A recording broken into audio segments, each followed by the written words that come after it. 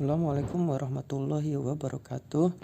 Perkenalkan, nama saya Miftahudin dari kelas 5D. Membaca intensif adalah studi seksama, telaah teliti, dan penanganan terperinci terhadap teks bacaan.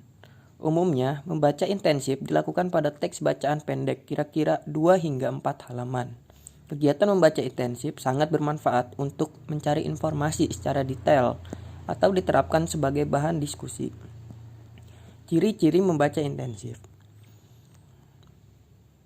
membaca dengan pemahaman tinggi sehingga tidak mudah lupa isi teks bacaan. Kedua, kegiatan membaca dengan detail agar memahami isi teks bacaan.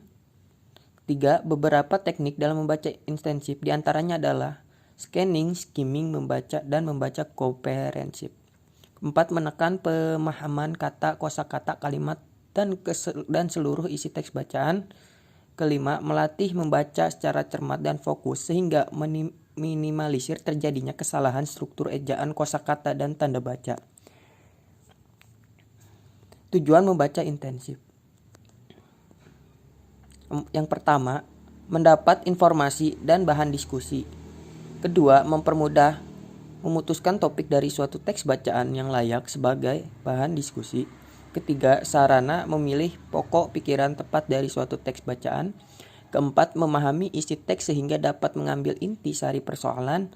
Kelima, menambah pengetahuan dan wawasan sehingga diskusi akan lebih hidup.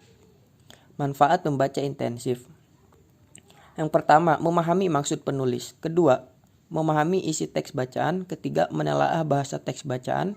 Keempat, memahami, menilai, dan mengevaluasi informasi. Kelima, mengetahui latar belakang ditulisnya teks tersebut. Jenis membaca intensif: 1. Membaca teliti.